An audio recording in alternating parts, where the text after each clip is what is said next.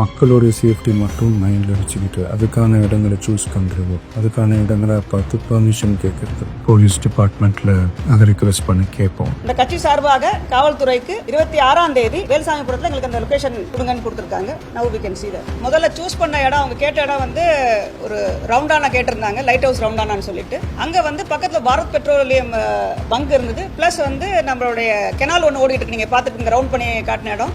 அந்த அமராவதி பாலம் இருந்தது. ஸோ அங்கே வாட்டர் பாடி இருக்கு, இன் கேஸ் கூட்ட நெரிசல் ஆச்சுன்னு சொன்னால் ஏதாவது அசம்பாவிதம் நடக்க வாய்ப்பு இருக்குன்றதுக்காக தான் அந்த இடம் சூஸ் பண்ணி அவங்க போலீஸ் சைடில் தரல. அடுத்த சாய்ஸ் கொடுத்தது வந்து உழவர் சந்தைன்னு கொடுத்துருந்தாங்க. இதுதான் உழவர் சந்தை. இது ஒரு முனிசிபல் ரோடு. அப்ராக்சிமேட் வித் வந்து ஐ திங்க் 30 to 40 feet இருக்குன்னு நினைக்கிறேன். 30 to 40 feet அப்ராக்சிமேட் அது இருக்கும். ஸோ இது வித் வந்து கீழே பார்த்தீங்கன்னா அதுதான் நம்ம இப்போ கொடுத்த நேஷனல் ஹைவேஸோட லொகேஷன். அது வந்து பார்த்தீங்கன்னா 60 feetக்கு மேலே வித் இருக்கும். ரெண்டு சைட்லையும் போகக்கூடிய வாய்ப்பு இருக்கனால இந்த லொகேஷன் வந்து ஃபைனலாக வந்து அக்ரி பண்ணி இந்த லொகேஷன் வந்து அவங்களுக்கு அலாட் பண்ணப்பட்டது. கிட்டத்தட்ட ஒரு 5 மாவட்டத்துக்கு பிரச்சாரத்துக்கு போனோம். இந்த மாதிரி எதுவுமே நடக்கலாம். ஆனால் கரூரில் மட்டும் ஏன் அப்படி நடக்குது, எப்படி நடக்குது?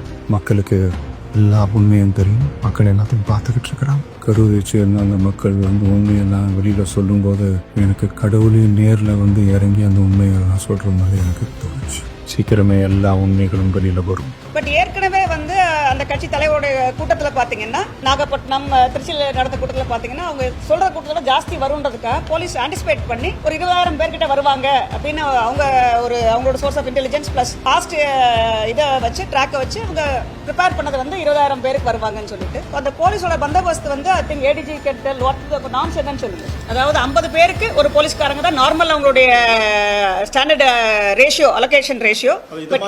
ஹை ரிஸ்க் கிரவுடுக்கு இவ்வளவு போட மாட்டோம். பட் இந்த மாதிரி ஹை ரிஸ்க் கிரவுடு, நம்ம எந்தூசிஸ்ட் வர கிரவுடுக்கு வந்து இந்த மாதிரி போடக்கூடிய ஸ்கேல் இருக்கு. ஸோ இந்த கேஸில் வந்து 20 பேருக்கு ஒன்றா கொடுத்துருக்காங்க. ஸோ 10,000 பேருக்கு 500 பேர்கிட்ட அவங்க போலீஸ்மென் டிப்ளாய் பண்ணியிருக்காங்க ஃபார் மேனேஜிங் த க்ரௌட். கட்சி தலைவர் வரும்போது கூட பார்த்தீங்கன்னா அவர் வண்டி கூட நிறைய பேர் வந்துடுறாங்க. ஸோ ஏற்கனவே இங்கே க்ரௌடு இருக்கு. 10,000 பிளான் பண்ணுறாங்க. 10,000க்கு மேலே இங்கே நிறைய பேர் டபுள் நம்பர்ஸ் இங்கே இருக்காங்க. ப்ளஸ் அவர் வண்டி கூட நிறைய பேர் சேர்ந்து வந்துடுறாங்க. ஸோ அதனால வந்து இங்கே க்ரௌட் வந்து 20,000 விட ஜாஸ்தி 25,000க்கு மேலே இருக்குன்னு சொல்லி எதிர்பார்த்தாங்க.